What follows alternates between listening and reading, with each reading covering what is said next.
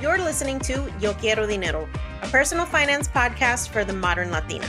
I'm your host, Janice Torres Rodriguez, and I'm here to help you be poderosa with your dinero. I'm an engineer, a blogger, and an entrepreneur that built a $50,000 side hustle, and I'm obsessed with all things personal finance. On this show, we're going to talk about how to make dinero, how to keep your dinero, and how to make it grow. Are you ready? Vámonos. Hola, mi gente. Welcome back to another episode of Yo Quiero Dinero, the podcast. This is your host, Janice, and today's episode is very appropriately scheduled because if you're listening to this in real time, this is Independence Day weekend or the 4th of July weekend in the United States. Now, if you're like me, you're kind of feeling like, fuck these United States because they're a hot ass mess, and you're completely justified in feeling that way. Celebrating America in 2020 just feels off, no matter how much quote unquote pride you have in this country. We don't look much like a city on the hill in relation to the broader world. We have a crazy ass president who doesn't give a shit that there's a pandemic, and technically doesn't give a shit about anything else. And we're angry. People are out in the streets. We demand more from our governments. We demand more from ourselves. And so I thought that this episode would be super timely because we are in an election year. And I wanted to talk to someone who could break down why we should care about elections and voting and how it affects your dinero. Because, at the end of the day, when you do or do not vote, you're giving a lot of people in power the ability to dictate where your tax dollars go and what ends up showing up in your community. So I hope that this episode gets you inspired. If you're not already registered to vote, get your shit together because this year is more important than ever. I cannot stress that enough. And to guide us through the reasons why we should care about voting and how voting affects your dinero, we're going to be talking to Amanda Miguel of Pinche Millennial. Amanda Miguel is an advocacy and public policy professional by day and status quo disruptor by night. She created Pinche Millennial Studios to spur her fellow millennials to see policy in their everyday lives and view civic engagement as the norm. Now the largest U.S. age demographic, there are more than 82 million millennials in this country, and they've surpassed the boomer generation, which in the past has been standard for policy creations. With the belief that participation is powerful, Pinche Millennial produces digital content that encourages civic engagement and public discourse.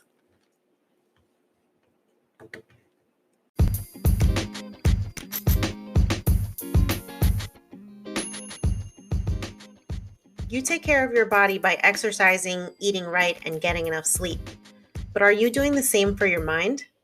On this podcast, we're always talking about mindset and mental health as the foundation for financial wellness. So we're super proud to partner with BetterHelp to get you access to professional, affordable therapy right at your fingertips. Even with health insurance coverage, traditional therapy costs over $100 per session, and that's if you can even get an appointment. Online counseling is an effective, convenient, and affordable way to get help with many issues. You can chat with your therapist at your convenience in whatever mode you're most comfortable with. Just take a short quiz and get personally matched with one of BetterHelp's professional, licensed, and experienced counselors and get the support and guidance you need to start making a change. As a reminder, online therapy is not suitable for someone who's suffering from a severe mental health condition that makes them a danger to themselves or others. Download the BetterHelp app today and get started with 10% off exclusively for Yo Quiero Dinero podcast listeners. Just use the discount code DINERO, that's DINERO, and you can get 10% off your first month. You can also go to betterhelp.com/dinero for the same offer. BetterHelp, affordable, private, online counseling, anytime, anywhere. All right, Amanda, thank you so much for being here, first off. Thank you.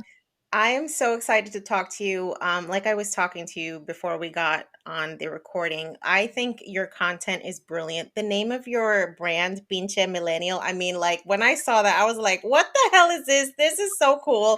I need to talk to her because it's just so witty and the content that you put out is like top notch. So kudos to you. Thank you. Thank you. Yeah, so for anybody who doesn't already know you, I'd love for you to start off with an introduction of who you are and why you actually started Pinche Millennial. Absolutely. Yes. So, hola, friends. Hola, yo quiero dinero podcast listeners. My name is Amanda Miguel. I am the founder of Pinche Millennial, a digital advocacy platform that operates on the premise that participation is powerful.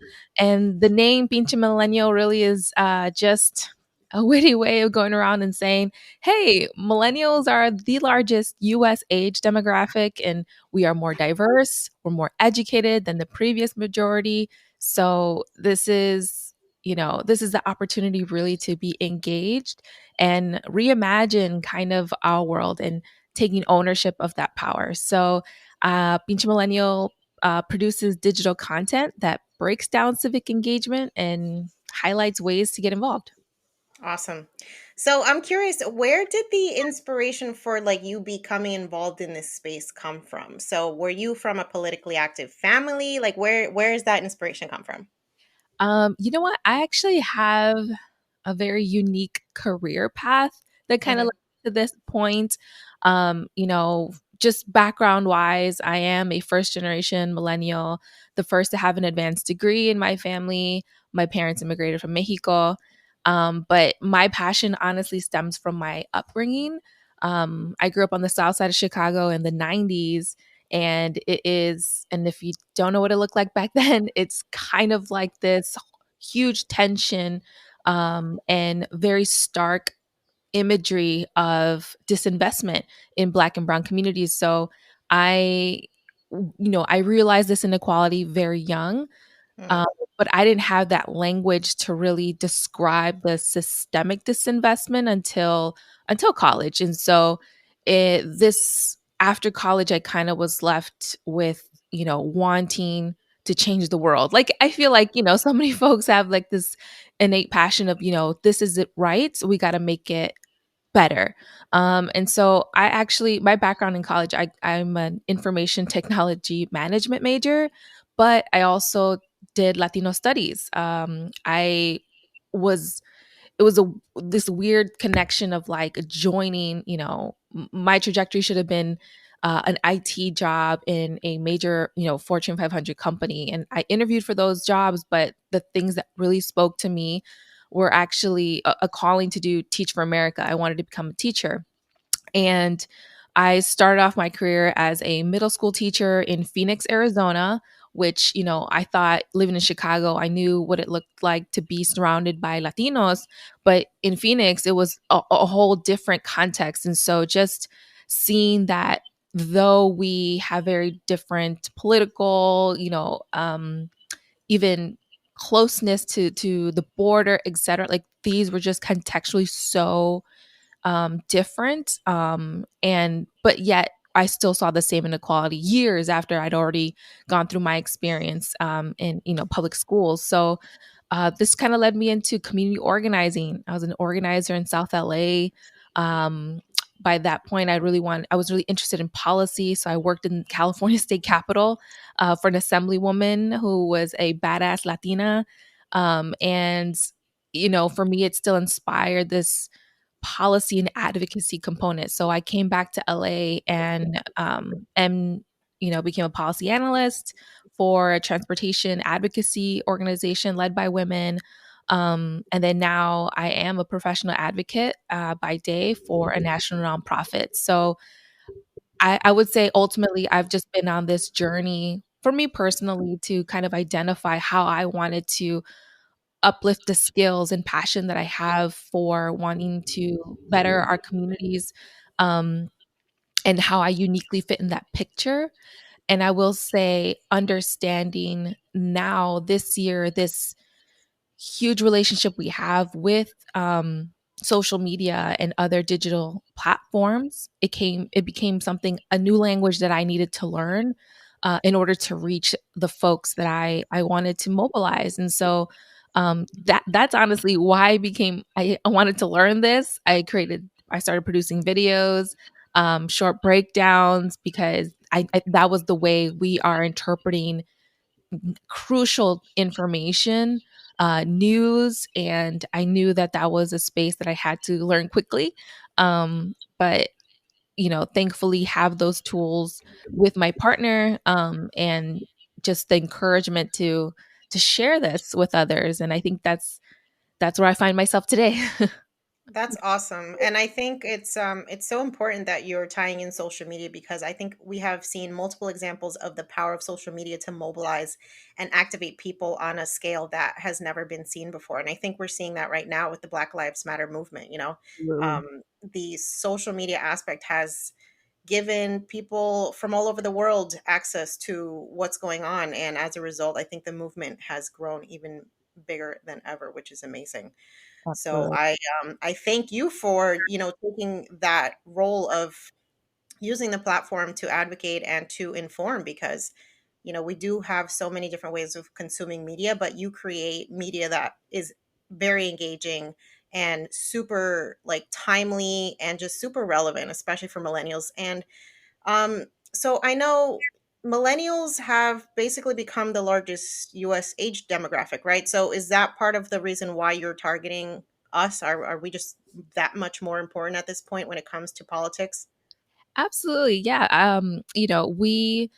We have the opportunity. I always say this. I'm like, millennials have the potential to be a force. And I always kind of stress that, because there is the potential to not be a force if we aren't engaged. And I think, you know, operating on that premise, that idea that, if we do nothing, it will be the same. So, if folks are really passionate about, what folks are calling like social media advocacy, right? Posting, reposting or resharing. And though those pieces are absolutely necessary to get the type of awareness that we have for critical moments in our history today, there's more to it than just that. So awareness needs to become action. And so I think with providing folks with the letters, with the phone numbers, the follow-ups, right? The actionable items that folks can take is also as necessary. So, and there's so many ways to be engaged. I know we're going to have some discussion of how I can vote with my purse strings, right? Hmm. There is so many aspects to civic engagement that you know is is all necessary. And one of the crucial components in this large conversation is like voting is the bare minimum. Like, Right. those are just, if you are able to, if you can, that is the minimum. And so I envision something more than just that. And I think it's just honestly recognizing people are making decisions on your behalf every single day, Hmm. at every moment, affecting your purse strings, affecting your way of life, affect every aspect of your life. And so, I will say in my videos, I'm not super heavy handed. I'm being very frank on this podcast. Personally, this is the driving force of all the work that I do. And I honestly making it a way that's kind of engaging and kind of like that first step, has always been, I would say, not a somewhat of a struggle for me, but I had to come to the light too. So, there's all these steps that we can be taking. So, um, I think this is just part one, awareness, and then how do I move folks from awareness to action? Awesome. All right. So, like you mentioned, this episode title is Why Voting Matters for You and Your Dinero. So, we're going to get all into that. And the Yeah. first question that I have for you is, how does a person's spending habits influence what the American economy does? You know what? It's wild because there are so many factors. I, background wise, I was a business major in college, and one of the key tenets to businesses succeeding or failing is addressing a niche, right? This opportunity that you've identified, that there needs to be a match of demand to keep your business, afloat or whatnot. So, you got your foresight, you got your packaging, the marketing of whatever service or product you want to provide. Um, because that's what folks recognize as, successful. Like, that looks good. This person is super passionate. If you ask any kind of like lender, if someone's trying to take on a business loan, they need to be convinced that you are providing something that you're convinced is going to be successful. So, that's one aspect. That's like what you personally can do, right? When you are creating or starting your own business. And then there's the things that are the external factors, the things that are kind of not in your control. And I think it's really timely now, given COVID, how it's just changed our economy. And we're going, again, talking to the importance of the digital space. Folks that are able to work from home today are doing so because they have access to this, to being online, to be able to do any of their responsibilities through the safety of their home. And then there are entire industries like retail and services, like the restaurant industry, that cannot, which is this huge difference. Because for the past, I would say, past 12 years from the Great Recession, we were just getting over that hump with all these new jobs, and all these jobs were hospitality and retail. And so for us to see it today through new eyes of, things are getting closer to being in control, but there's always a possibility that we'll be in the same stay at home when there's another spike. So how is our economy responding? How are, businesses, um folks who create jobs, how are they going to accommodate again their workers, if that were to be the case again? So the question of, one's personal spending habits, one's personal decisions is one area, but then there's the whole other, external forces that affect all of the how folks succeed. And I will say, in that space, like, not to be like I'm completely, rendered useless. No, there are tons of way that you still can support folks during this time. A lot of folks use their um, what's it called, their stimulus check, right? They're using it exclusively to support one, organizations that are providing frontline help, or they are exclusively, purchasing, ordering from local restaurants, supporting local businesses, folks online. Those are also key strategies to supporting this like local economy, or whoever you want to support, and that means the world, especially at this time. Absolutely, yeah. Small business has been hit, and Yeah. I'm so disheartened by Mm. seeing how unevenly the impact from COVID has been affecting Black and Brown communities, because we do tend to have those service level Yes. essential worker jobs, right? And so we're seeing those disparities that people talk about all the time, like on a huge level that I don't think people realized. Oh, completely. We, here in LA, we have, a specific economy, right? We also have the entertainment industry here.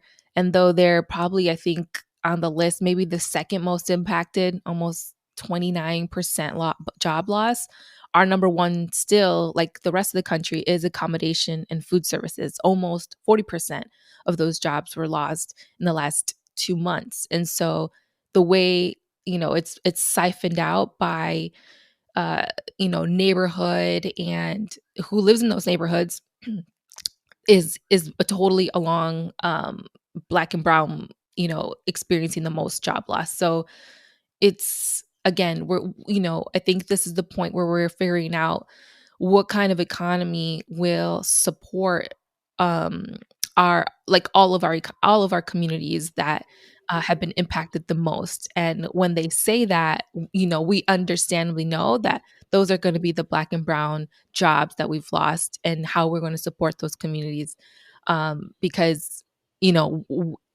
there's this is getting a little heady, but there's an understanding that there is a just growth economy model where, which I compare to, for folks who are listeners that are teachers. When you teach to the students who have the most needs, have the most, their English language learners. If you're teaching to those that have most issues with access to the the lesson that you're bringing, you're actually enriching it for all the folks in the room. You're actually making it better for everyone to kind of learn.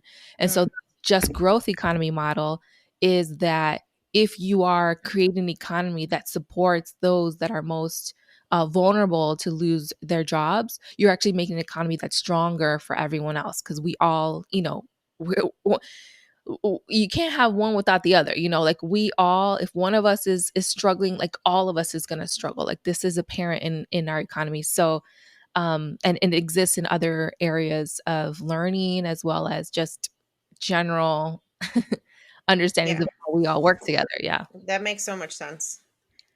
It is in our best interest as a society to provide a system that enables like a level of security for everybody, right? Because yeah.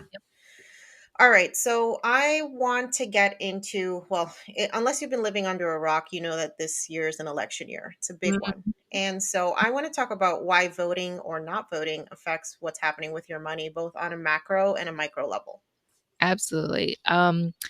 Yes, as you mentioned, this is an election year, and what it actually also impacts is it kind of decides what the next 4 years will look like, regarding your economy as well, because that leadership is important in making those types of decisions. And so, at a macro level, national, federal, global, and foreign policy, how we operate with other countries, is crucial to what any job sector or any opportunities, future opportunities, I should say, will look like. And so, if the leader of this country wants to invest in our local economy, or close off specific relationships with different countries, like, those all will have ramifications. And so i I always, though that is one thing, there is so many sub levels to that macro level that are even more important. And this is where I really love this is what I actually really love. I actually love doing the work at the micro level. So this is, state is still kind of large, but still super necessary.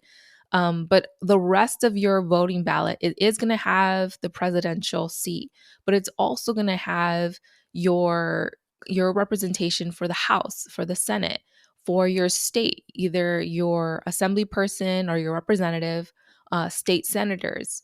It's going to have on their judges. It's going to have your county representation if you have a board of supervisor or county elected. And then your city, your city could be experiencing a local election as well. Here in Los Angeles, we switch off with our odd seats with our even seats. So this year, we'll be seeing the even seats go up for reelection. And this is where your money is be talking, and this is what you feel every single day, because the local measures, the local electeds decide a lot of what goes into your funding for your local parks, for your streets and roads, for your schools. And these are things that you can tangibly see in your everyday life. So at the micro level, the offices closest to you, or the folks that have the impact for your everyday to day life, literally live in your community. And I think that is where there's so much potential, especially for millennials, to get involved at the local level, because our sales taxes, and again, I'm getting a little wonky and it's pretty regional what I'm talking about, but LA County, we have 4 sales taxes. So 2 cents of every dollar goes to our transportation system, which is wild because lots of other regions, do this through their property taxes. Mm, So here's the main difference with that. When folks are doing it through property taxes, the burden, quote unquote, is going on homeowners or property owners. while in this region we have this history of doing sales taxes. So sales taxes does not matter how much, does not care who, how much money you make, does not care if you own property. They're going to tax you on everything you buy, like at the retail level, any new shoes that you buy. You pay this if I made $10,000 a year or if I'm making $200,000 a year. So sales tax in a lot of ways are known as regressive taxes. They are equal amongst everyone despite income level.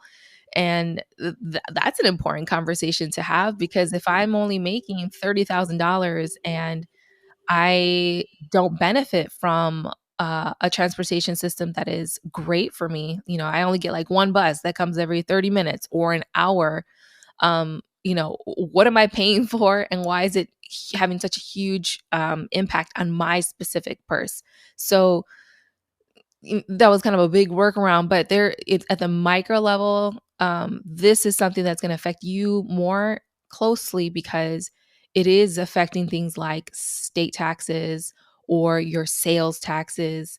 And it all goes back down to taxes, but this is how we pay. This is how we pay for the good for these goods and services that everyone is privy to. So, and I'll add one more example. The roads that we pay with our taxes get fixed, right? Everyone Mhm. gets to use them, including the very businesses that supply jobs for folks to get to and from work. So the conversation, I'm not sure if a lot of folks, follow that conversation of how are we taxing the wealthy. There's this conversation on how many exemptions, how many good things has this company brought into our local economy, and how much are we as the taxpayers subsidizing or paying for them to be here? And that question of that balance is always a discussion that can be had both at the macro and at the micro level. Um, because we're That's all awesome. shared. They're all shared goods. They're all shared roads. We all should have that discussion. Well, and one other thing that local governments decide is police funding. So if that's something that's important to you, you should definitely be voting in this election. Oh, yes. Let's touch on that because it's Hmm. such a big conversation. I actually will be doing a video on this this week. So I'm excited that you brought this up. Um, you know, the one of the big asks with the Black Lives Matter movement is a move to defund police. And if you really want to look at numbers, I think this is where you have a stark image of where a majority of local municipalities actually use their dollars. So, in our county, in Los Angeles County, I live in Los Angeles. So I'm obviously have this context. In our county, we have more than 89 cities, including unincorporated LA County. And a number of those cities are so small, like they're like probably less than like 80,000 people. That's a small city here in our region. A number of cities can afford to have their own police force, and so they'll use the county's provider, which is the sheriff's department. So the sheriff's department is paid for by all LA County um, residents. And then there are other cities that are large enough to have their own police force, like the city of LA, the largest city in LA County. We're almost like 3.5, almost 4 million people just in our city limits. And our our city budget is extremely I would say is extremely subsidized by all that goes towards police and fire. And so California in general is like a wildfire hub, and so it's necessary to have definitely emergency powers with our fire department. But regarding our police here in city of LA, they make up almost 54% of our budget. Um, Wow. so if you were to look at it, literally, there's like a bar graph that was like on city documents. So just imagine we have approximately a $10 billion city budget. Some of that is flexible dollars, so which is called our unrestricted funding, And then some of them is restricted funding. So like we as taxpayers, like we're investing in parks. This goes just to parks. Like those, there's specific accounts that just pay for specific things. So when we look at our unrestricted funding, things that we as a community have say in prioritization, so how we invest in those things, is called our unrestricted funding. And in that pot, if you were to look at the graph that the local Black Lives Matter and the people's budget are using in their campaign, they adequately portray that 54% of our budget is going to police, and it has been growing for the last I don't know how far back, but at least for the last 4 to 6 years, it's been growing gradually. So folks aren't really catching just the what that gradual increases looks like in millions of dollars. And if you were to compare it for like parks or park benches, like if lighting, a park to make it safer, more, engaging was probably like less than $500,000. Like it's just it's just very stark how we could be investing our dollars. I'm sorry, I went on a little rant. That's an insane number, first off, that they're spending on police. And oh my God, I mean, LAPD just has such an awful history when it comes to oppression and blatant racism and just systemic policies that have been so detrimental to the Black and Brown communities. So the fact that there's people willing to spend that much money on that is just mind boggling to me. Yes. All right. So I want to touch on this topic that I feel like it's a word that a lot of people are familiar with. Is the lobbyists. Mm, What are they? And how do they influence policies that affect your money? absolutely. Like, and this is where I get so pumped, right? Because this is for me something I had to learn and experience and be like, what? These people are paid like tons of money to come and lobby you, to come and talk to you every opportunity that they get. So, lobbyists are paid individuals or paid firms that will represent large corporations, unions, any body that is has a self-interest. And who has self-interests? Everyone. Everyone has a self-interest. And like I said, this also includes, large unions of, organized workers, like the nurses unions, the teachers unions. They also have their lobbyists. So they represent large, powerful bodies or large, powerful individuals, because those relationships that lobbyists have with policymakers is their intellectual property, like that relationship that they have built over the years. These are people that just live at the state capitol. That's what makes them so much more influential. So, and that's how you get top dollar if you are a lobbyist. So these are folks that are basically paid to ensure that their clients' self-interest is represented in any policy that gets passed. And what that could look like is, for example, at the state level, are these lobbyists comb through any potential policy, which are called bills. If you remember that one, show growing up, like the process of a bill, um, Yes. making it its way up to Capitol Hill. Their job is to comb through those proposed bills and decide if this is going to have an impact on my client. So they do their due diligence, they review legislation, they notice, oh, this has an impact on nurses for some reason. It could have an impact on the way that they are, for the PPE, their protective Equipment. equipment. Yes. Hmm. They're like, oh, this specific, piece of legislation says, oh, they have to go through one more step of verification that this is a strong contractor to provide that protective equipment. It's a small impact, but it's a discussion point because one, highlighting, hey, we can't put any more hurdles for our nurses, for them to get their protective equipment. Let's discuss why you've included this one sentence. And then that policymaker can be like, oh, this was some language from an actual contractor because it made it easier for them to be bumped up the list because they provide that service. Like there are so many implications with just like even one word in a legislation could have a huge impact. That is what lobbyists will do. And so the end goal, the outcome for their clients and what they actually do is that they are ensuring if this is going to have an impact on my client, it's got to be a beneficial one. It can't be one that's going to be costly to my client or deter them from doing that work. So Mm, they are influencing policy at every level. And a bigger one, something that's probably more relatable, is exemptions for taxes. So, federal contracts, tax credits for, certain industries supplying X number of jobs.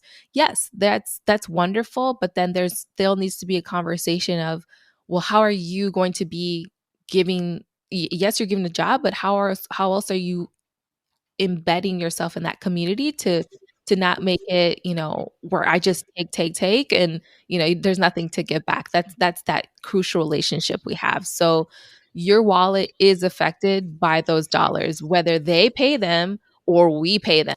mm.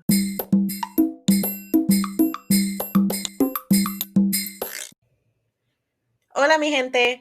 Let me tell you, when I was first thinking and dreaming up this podcast, I really had no idea where to even start. That is until I found the Anchor app. If you haven't heard about Anchor, it is legit the easiest way to make a podcast. And let me tell you why. First of all, it's free. And if it's free, it's for me because I do not have time or money to be spending on boberias that is not going to even accomplish what I'm trying to do. Anchor helps me with so many different aspects of my podcast. It's crazy that they're offering this for free. Mind boggling. They have creation tools that allow you to record and edit your podcast right from your teléfono, mija. You don't even need like a freaking expensive computer. But if you do have an expensive, beautiful computer, you can use that too. Anchor will help you distribute your podcast for you so it can be heard on Spotify and Apple Podcasts, and you can share it with your abuelitas and your primas without any freaking stress. I mean, doesn't that sound amazing? I know I love that feature more than anything because it's a one and done. Once your podcast is created, it's going to go out through the interwebs, into people's phones, into wherever podcast app they listen to, and they can find you right away. The best part, you can make money from your podcast with no minimum listenership. So you don't need to be stressing about finding podcast sponsors. Girl, they take care of that too. I mean, what are you waiting for? It's literally everything you need to make a podcast in one place. So if you're ready to launch your own podcast, download the free Anchor app or go to anchor.fm to get started. I can't wait to see the magic that you create.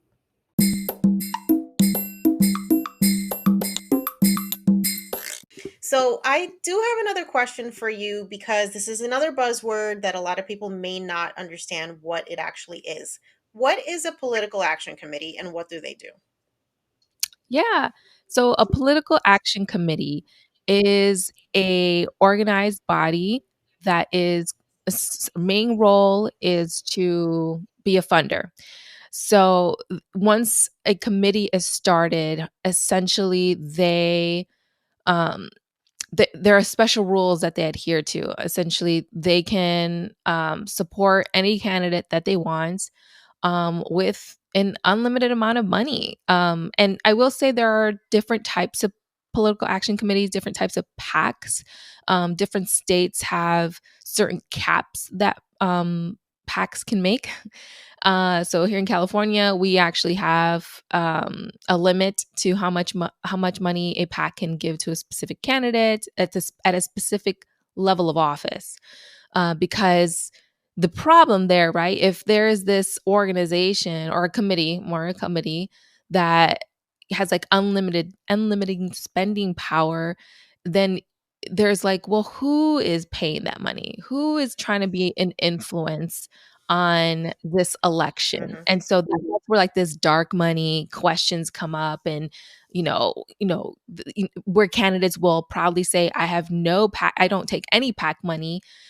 Because they want to be very transparent, right? If you are someone that is running for public office, you are a civil servant. Your job is supposed to be for the people that you represent, right? That's the idea, which I feel like sometimes we've gotten so far from. But when you introduce this idea of PACs, then it becomes less transparent of who is supporting you and who could potentially be influencing your decisions as a policymaker, someone who makes a choice to vote yes or no on a specific piece of legislation. So, and it's funny because, I actually did a short video on Representative Alexandria Ocasio Cortez, who actually started her own PAC as well to support progressive candidates.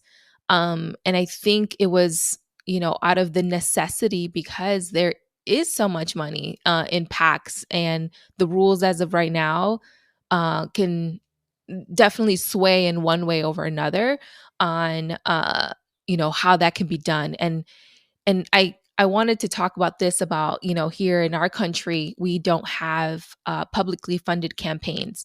So in other areas around the world, this democracy, that they invest in, they also recognize as, as community members, hey, we should all be uplifting and be the source of how these campaigns are paid for. Because when it's not, which is what we have here in our country, when it's privately funded campaigns, this is when dollars absolutely matter on who wins. Um, for and just one example, if you had an election coming up in your neighborhood and one candidate was successfully sending you social media sponsored ads, they were sending you mailers through your mailbox, we're sending you what's it called, goodies. I've gotten actually a hand warmer, so I don't burn myself with pulling out uh, pods from, the oven or whatever, with that candidate's name, like that swag, those signs you see as you're driving around your neighborhood. You're like, huh, that candidate has built one, name recognition, two, this like, oh, this person has like nice stuff. They must you know be very vastly supported, that this makes them a viable candidate. They in your mind as a voter have now been influenced by that campaign's ability to raise dollars. And so that's sometimes, if you were to look at it, well, here I'm a regular person, I'm a mom and I wanted to, run for my local city council because, my neighborhood, I want to make it cleaner and safer for families. That person may not have the type of access that someone else has, being an elected official, like a professional elected official, what they call them. And so, they have to leverage grassroots dollars. They have to leverage their neighbors, the people they know in their networks. And if they can't match, if they only have like a small percentage of what the other candidate can raise, they're likely not going to get that name recognition, or even all the well and good that they want to do. If they don't have money, they aren't viable. And in campaigns, I've worked on a number of campaigns as well. If you don't hit a specific dollar amount for the type of race you go in, so whether it's city council, a county seat, a state seat, or a congressional seat, something to go for the House, each one has a price tag Wow. to demonstrate, oh, this is someone can look at you and be like, you're running for this office, you need to raise $500 million, or you need to raise a solid, which is insane. um or you live in a small city, okay, you only need to raise 25,000 or 2,500. It's just it's it is a formula, and it is used for every campaign That in is this country. mind boggling. And I think that's why we see time and time again that the people who represent us don't actually have anything in common with the people that they represent, because they have to be millionaires to even Yes. run for these offices. And it creates this system of inequity, and uh, it's just so frustrating. So like, if you're someone who really hates this idea about the influence of money on politics, like what can you do as an individual? um I will I will say I am so I was a community organizer, so there's these tenets, right? There's this idea of where how is power acquired? And there's three ways that power is acquired, and one is through money, straight up money. Money is power in this country, in this economy. I want to say in this world. The second one is positional power. So an elected office is power. And now we've just made clear there is a relationship between money and an elected office. And then there's this third power, which is what folks are really understanding today, and that is people power.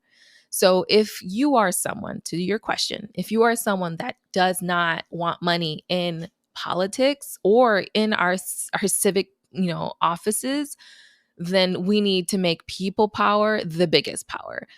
We need to rival that. You need, which is what you're seeing with this moment in time of mass mobilization of people. I'm really excited for this because the momentum that is necessary to make extreme change or just revolutionary change needs to be sustainable. I think there's a huge need for folks to understand the history of how we were able to make revolutionary change in this country. Really was on movements, on people, on folks organizing, not just for what I think thus far it's been a little over a week of this kind of sustained protests. The bus boycott was like, I don't know, like 300 and some days. So like Wow. almost a year, and this question of like, what are you willing to give for what you say is necessary for our community? So, and I think that's like a hard mirror that folks need to look at and be like, what am I willing to give so that people power, so that real change happens? And I'm I think this is the moment that is possible. But I think folks need to get refreshed and just slap your game face every single day because it's not easy. Power does not just give power up easily. And I will say, if you want to take money out of politics, you got to be strong and you got to be in it. So Yeah, this is a long-term fight. This is not something this that's is a going to get lot. resolved overnight. Absolutely. Yes. So I feel like I've seen the rise of something that I guess I'm calling socially conscious spending. So there's a Mm, lot of people that really care about using their money in ways that promote causes that they believe in, whether it's supporting small business, whether it's supporting the environment. So how can consumers actually vote with their wallets? absolutely. Oh my gosh. I love this question because I think I've seen so many different like food justice kind of videos like on Netflix and things like that. And when they presented this idea, right, of voting by basically choosing what products you purchase, you with your money are supporting a specific type of model. It's being interpreted by this grocery stores. For instance, if you're buying groceries, it's being interpreted by your grocery stores. It's being interpreted by your small businesses, your restaurants. So, for one example, when people tell you to buy groceries that are locally grown, um, when you go to a grocery store and you see that subsection and you're like, wow, why is that so pricey? Like when if I'm making a choice with my dollars, right? Folks on your who are listening, you're going on a budget. You're deciding this is what I'd like to invest in. Well, I think about it that way. How are you investing back into your local economy? So if I'm buying that local produce, I am supporting a local farmer that lives in my community, near my community, that they can be supported, maintain, and provide fresh, clean, organic food or whatever, whatever qualifiers that they've been able to provide versus what sometimes is traditionally more accessible, more affordable, food that has been grown, farms, maybe not in this country, but overseas, that is being supplied by people who may or may not have the same rights that are outlined in our country. And I will say that our country doesn't do too great of a job either. Hmm. How we support the families that literally pick our food. California is one of the leading exports of all produce across the board, and a significant amount of our population is undocumented, how have we been rewarding the very people who provide the food on our table every single day?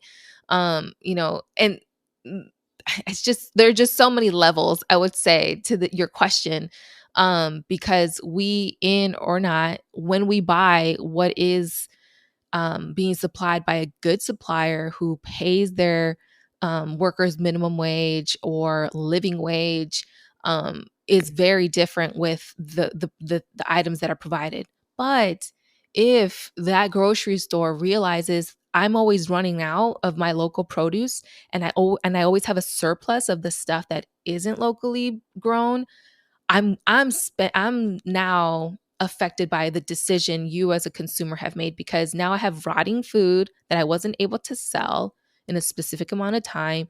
I therefore will start cutting down how much as a grocery store I supply from this supplier, and will grow my contract with the local farmer, because more people are buying that, and the grocery store will also get that cut. You know what I'm saying? Yeah. So that's just one small example, but definitely affects every single hand that has touched that good. And you can say that for any other service, regarding, the clothes that you buy. Are you buying from like what is it called, fast fashion? Mm-hmm. Here in LA too, you can see the factories where the women, work at, again, at sub prime or sub minimum wage, and stolen weight. Like, those are big, broad conversations. And it's actually one that again, I'm just an advocate by design as a person. Absolutely. I can hear it. I get so fired up. I was like, no, it's this is, with the justice system, if we change one lever, you do change the entire thing. You do put pressure for it to get a change. And so that's my mindset all the time. Yeah, and I think this is so relevant to especially the personal finance community. There's so much talk about intentionality when it comes to spending, right? Because Mhm. we are in a consumerist society, we are in a capitalist society that just conditions people to believe that spending money is you know just part of the American way, right? Like, and a lot of people don't put the amount of thought into where their money's going, and that's why a lot of people end up, in debt. But there's an intentionality that also ties into how you're spending that money. So I think this is a very relevant conversation when you think about just, think about where you're going to spend that next dollar. Like, what are the implications of that money? Who is it supporting? Who is it exploiting? Those are all conversations to really have, um, because Yeah. so much more impact than I think a lot of us realize. Absolutely. And, and I will say, this is again, right, that niche, looking at what is doing really well. A big market has opened for those that do, that their proceeds, or a percentage of their proceeds at least, goes to, like a local organization, or um, someone that is be directly impacted by that work. So for instance, I don't know if you're familiar with the brand Phenomenal. That's like, you see that phenomenal Latina, uh, phenomenal Black woman, that kind of brand. That's actually a pack, because they create a brand, that essentially gives back dollars to campaigns of their choosing. So it doesn't always necessarily have to go to a candidate.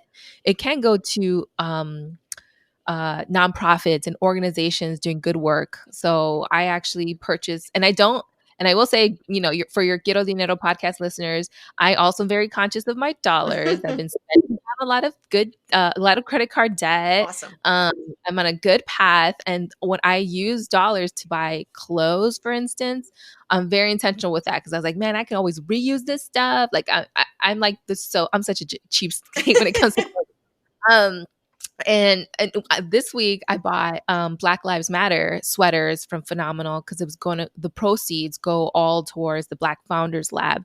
And that was an organization started by one of the co-founders of the Black Lives Matter movement. And I was like, you know what? I do think I want something that, one, shows the world that Black Lives Matter. This is something I wanted to wear, have it on my sleeve or whatnot. but also know that the proceeds, the profits, that's going back to supporting that mission. So brands that are like specifically have like that partnership with one item, this company, Phenomenal Packs, and more specifically, go all of it goes back into the community. So I was like, and that's great, and that lifts up that brand up. They get representation on like the media. They get, And you can it feel is good about your purchase. you can feel good about your purchase. Exact. It's like a win-win, and people are being more cognizant of, how is this business using the profits to either um, invest back into communities, invest back into their workers. I'm trying to remember what that brand of like oats and whatnot, Red Hill Farm or something like that. That all of the company is owned by the workers. Mm, They all share ownership, and that's great because then that is uplifting that economy. It's uplifting those families. They're not getting exploited. Like it's changing the conversation of who owns, who has that like purchasing power. And ultimately these are great ways of redesigning those systems. absolutely. Love it. Okay, so what are some important issues that will be affected by the 2020 election? I'm sure there's a ton of them, but if there's like a top five that are in your head, what should we be paying attention to? This is so good. I mean, this is difficult. I mean, one, just highlighting, yes, the 2020 election includes, the one office that everyone is going to be voting on is the presidential seat. Other specific offices, do a number of different things as well. Federal judges, um, I this is one thing I want to also share on this podcast. The president isn't just the president. They are the executive branch. But one thing that also they influence are the legislative side, so the bill writing, as well as the judicial side. So, for the past 4 years, this administration has been very specific of appointing federal judges that agree with that party's beliefs. And so I try to be as nonpartisan as possible, when I have these types of conversations, but it just be very clear and aware that, it extends far beyond just what an executive seat would hold. So the Ninth District Circuit right now has been greatly changed in the past 4 years. And this is where these types of judges are the ones that kind of make the decisions regarding one specific issue on the women's rights to choose, f- you know, how they yeah, women's right to choose, I should say. And it's greatly affected women's rights across the country in tons of different ways because of the federal judges, because it's being done at the state level. These offices have like these relationships. So that was kind of a little bit of tangent. I'll go back to more the question, right? The important issues. Um, I'm guessing more along the line of like the environment, immigration. Is that kind of what the Yeah, I mean, anything that I know, like for example, DACA is one of those things that's coming up to the Supreme Court like right now. But Mhm. what stuff that maybe is 6 to 12 months down the road that are going to be either decided by like a Supreme Court? I know the Supreme Court itself is a big question because what's going to happen to RGB? I mean, everybody's like so stressed out, and then whoever's president is going to decide who replaces her. God forbid something happens, right?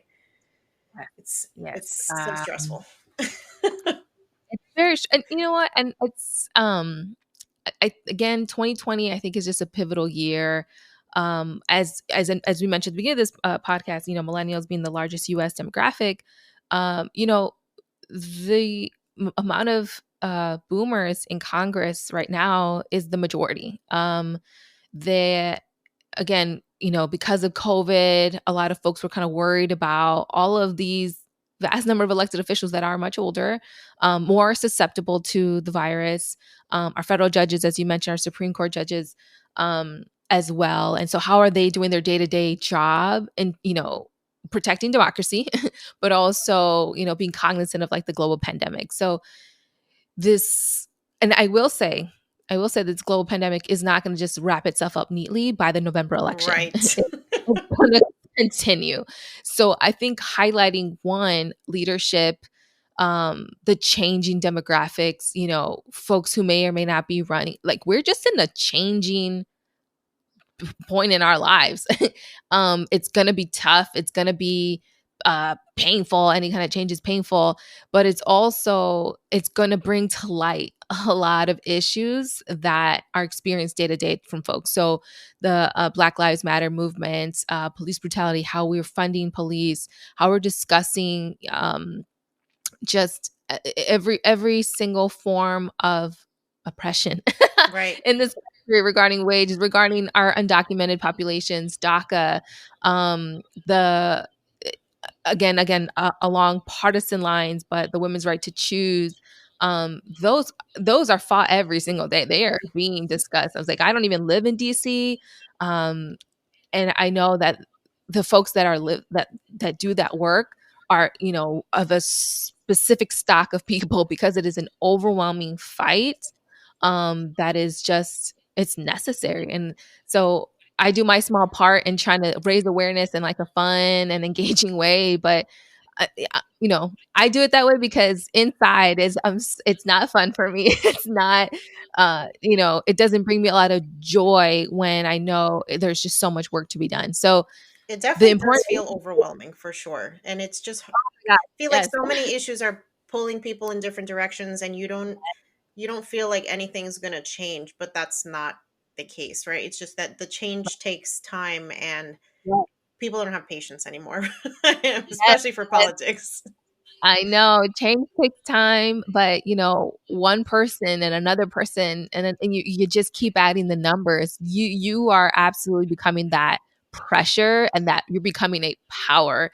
And again, I like tr- try to hone in on the optimism of my community organizer side, and I would just say that any important issue, I'm going to say all of them are going to be important issues, Mm, all of them, yeah, because they have the potential to be changed. And I think noticing and paying attention, is going to be just as vital for any movement. So I do apologize. I didn't have that like in a nice little 3 bullet point one. I was like, I can't possibly. Everything is important this year. there is no like buttoned up way to deal with the amount of chaos that we're currently experiencing in this country. So I wouldn't Yeah. expect you to be able to, parse it down because I mean, there are so many issues. And I think, the way to not get overwhelmed as a voter is to just hone in on one or two that, you know, are just super important to you, whether it's a woman's right to choose, whether it's police brutality, whether it's the way that we're taxed, whether it's money in Yeah. politics. Pick an issue that is going to resonate with you and that's going to activate you and motivate you to get involved because we Yes. can't fix everything by ourselves. But as we Absolutely. continue to create like groups of people that are passionate about the same topic, we can change the world. Absolutely. And I love that, Denise. Thank you so much. It's like, how do you eat an elephant? One bite at a time, one little bite at a time. Right. So choose how you want to be part of this, and stay steadfast. And something is always going to speak to someone in a very different way. Yeah, Um, and we need all those voices. for sure. Okay, so there's been a lot of talk about voter suppression. Our president is not shy about his disdain for absentee ballots, for mail in voting. He falsely claims that, it's a great way to fake an election and whatnot. So I think a lot of people are concerned about just voting logistics and how to handle potential voter suppression during the elections this year. So what is some advice that you have for people if they do encounter issues at the polls? Oh my gosh, know your rights. Voting is protected by the Constitution. Everyone is the supreme law of the land. If you're 18 or over, I will not get into the 13th Amendment today, but if you've committed a crime, then you can get your vote to be taken from you. That's another discussion for another day. But you day to day, you're eligible to vote. How you vote absolutely depends on where you live. So though voting is the supreme law of the land, you have the right to that vote. Each state decides kind of how that is handled. So your most um what's it called? The information that you absolutely is 100% for your state can be found by your Secretary of State. The Secretary of State is the one who handles all of the voting elections, and each state will have its unique way of doing that. And with that, I think folks should understand just how available absentee ballots are. More than one, all states have a vote by mail option. Now, how you access that option is differs. So 2/3 of the states require no excuse. Like you can just request, hey, they either have an application online, something that you send in, or when you are at the DMV and you're updating your registration, most states will allow you to, hey, do you want to update your voter registration because you moved? You're like, yeah, sure. Click. Um, some states make it really easy, like the state of California, to vote by mail. This year, our governor is just sending everyone that's a registered voter a vote by mail ballot because of the COVID. And then there are some states, so 1/3 of states require some sort of reason for you to want to request a vote by mail ballot or absentee ballot. And this can be something as, I was 18. I voted by absentee ballot because I went to school in a different state. That's a reason. If you are a nurse or a doctor and you work 16-hour days, you can absolutely request an absentee ballot. You're like, because of my job, I cannot go to the polls day of. Caregiving, right now it is in a pandemic, and if you are caretaking for a family member, you're like, hey, I can't go to vote, I gotta watch my mother-in-law or whatnot. That's a reason. So 1/3 of states will require some kind of reason for you to request an absentee ballot, but you do have that right to request it. Now, and there are some states that even have universal like mail-in voting. Like the state is, I think it's I think it's Washington. They 3 states, I think, in overall, just send mail-in ballots because it just makes more sense for that state. That's one option, absentee ballot voting. And then there's another option that people don't really know either, and that's early voting. Almost all states have some variation of early in-person voting. I want to say all but 9 states, so the vast majority. And the voting periods typically range from like 4 days, in advance of the election, to almost 45 days. So more than a month's time to go early and vote. And that's great. So the average length of early voting in our states is about 19 days. So we're more than 2 weeks to go in and vote. And that makes it a lot safer for folks if they don't want to go the day of the election, because as folks saw, the huge lines and the concerns regarding health, as we saw in Michigan, these 2 other options are crucial for this election. And so a lot of candidates, a lot of elected officials are saying request your mail-in ballot. Some are wanting to pass legislation to make that a requirement, that states do in fact, one, send out those ballots, but 2, also are funded by the federal government to do that, because that is a cost to the state. And if the state wasn't prepared, they were prepared for maybe like 20% of their voters that usually request vote by mail ballots. Maybe they only accommodated like 25-30% of their voters. So they have a shortfall of 70% of being able to provide these vote by mail ballots. They need to rely on the federal government to ensure that democracy is had. So there is numbers that folks can call if they feel that they are being intimidated, or being asked for their ID even though they don't even live in a voter ID state. So again, like I mentioned, states vary. In the state of Arizona, so just not that far from California, you are required to have an ID when you go and present yourself to vote. And this could be problematic for first-time voters. Like if I'm 18, I don't have an ID. Like I might still be in high school. I have my school ID. Do you want that? You're like, no, that doesn't count. Right. So difference that is the barrier, right? And so we want to eliminate those barriers ultimately with legislation, but because of what we have by state, we got to just do our best. And that's why there's tons of organizations for each state that work with first time voters, that are nonpartisan, that want to give just straight up data like me and information to ensure safe voting. So, regarding the legislative side, one, yeah, if you want to ensure that voter suppression doesn't happen, yeah, contact your elected officials. Tell them, hey, I'm supportive of, making sure folks are able to vote safely. Democracy is important to me. I think everyone should get their vote by mail ballot. Please, please show your support for legislation that will do just that. And I'm trying to think of the specific bills, but I think it's called Vote Safe, and I'm just not sure. I want to say it's Warren on the Senate side who's uplifting that legislation.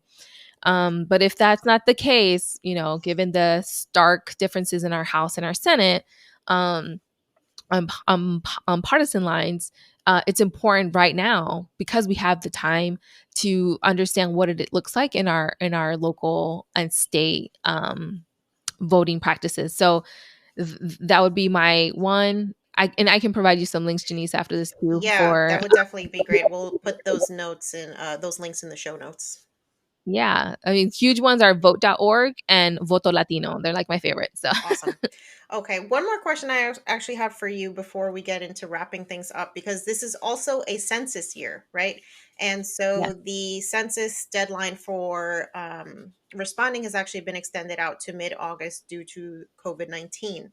Mhm, So, mhm. can you just talk a little bit about why people should be filling out this census? Yes, I just volunteered yesterday to make calls Awesome. for folks to fill out their census. Okay, so the census is where we get all of our data regarding our country, who lives here, how old they are, what kind of services they're going to need, and how we fund those services. So the census is basically a data point that so many publications, so many policy centers do their research and analysis on because they need a real picture of what a community looks like today than it did in the year 2010. So the census is in the Constitution as well, just as voting. And so it's required that every 10 years, the population of the country is counted. And it doesn't matter if you're a citizen or a non citizen. If you are living here, you need to be counted. So that's why the question regarding citizenship was such a huge debate because that is not called for in the Constitution. So Mm. it was just, again, partisan lines, intimidation, so that folks who were not citizens would think twice about filling out their census. So that was a battle. And we just don't want to undercount. And the reason why we want to have an accurate count is because if we some the populations that are actually most undercounted are children, children under 5, because people don't count like their little 1-year-old baby or their newborn or a 4-year-old in their household because they don't think they're like an adult. But they need to in fact know that there's a 4-year-old child because they need to know how to fund that school that 4-year-old kid would need in the next 10 years. So and I always like using kids as an example to show how the census is so important because the kids grow up. Kids from 1 years old to 5, so in the next 4 years, will need to go to pre-K.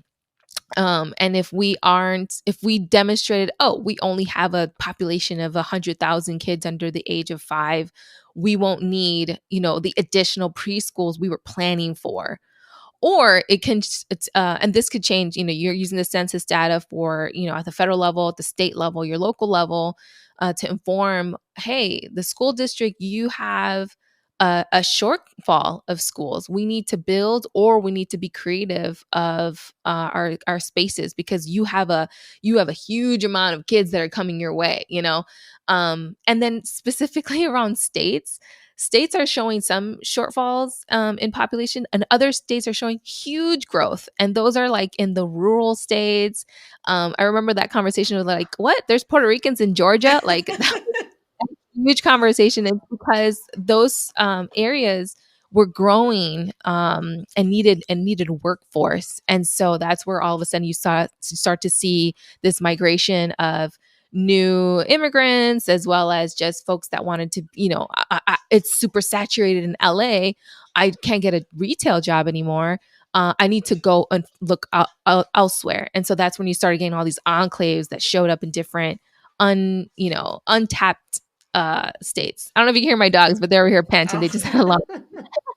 Um, so in general, these numbers are important because this census number is important because how we resource, how we fund these places with our tax dollars will follow the data. And if we don't have an accurate picture, we could potentially be underfunding necessary services, as well as congressional seats. Congressional seats representation is dependent on population. So that's why California and Texas have such huge numbers of representatives in federal in Congress because of our population numbers. It really affects everything. Yeah. California specifically, if we don't have a good count, we could potentially lose a seat. And because California is so blue, that could be potentially a Democratic seat in the Congress, which affects voting numbers.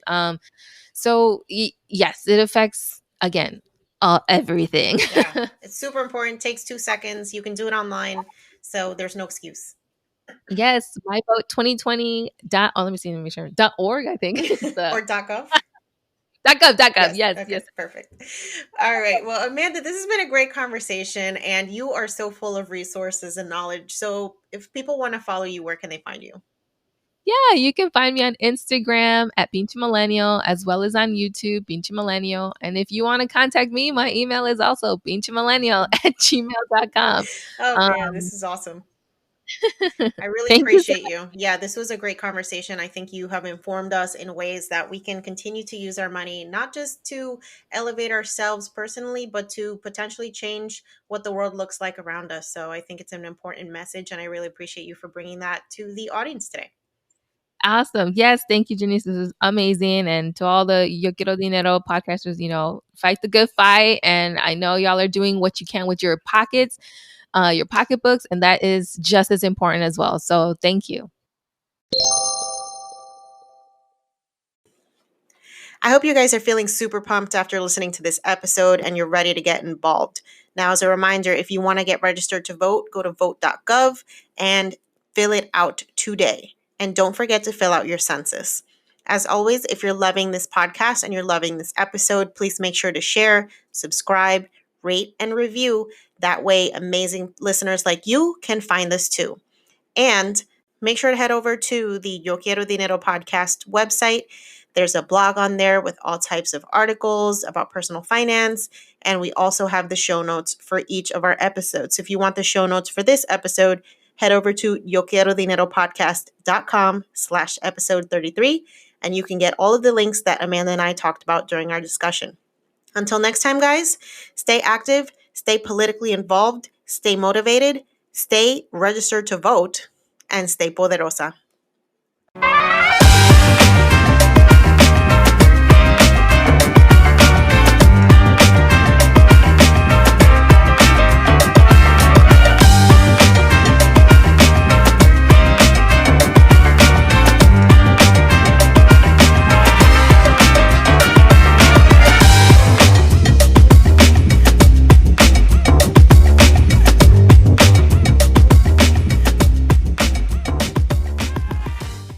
On the Yo Quiero Dinero podcast and associated entities, all information provided is for general information purposes only and does not constitute accounting, legal, tax, or other professional advice. Listeners should not act upon the content or information found here without first seeking appropriate advice from an accountant, financial planner, lawyer, or other professional. We assume no responsibility for information contained on this podcast and associated entities and disclaim all liability with respect to such information, including but not limited to any liability for errors, inaccuracies, omissions, or misleading or defamatory statements. Usage of this podcast and associated content constitutes an explicit understanding and acceptance of the terms of this disclaimer.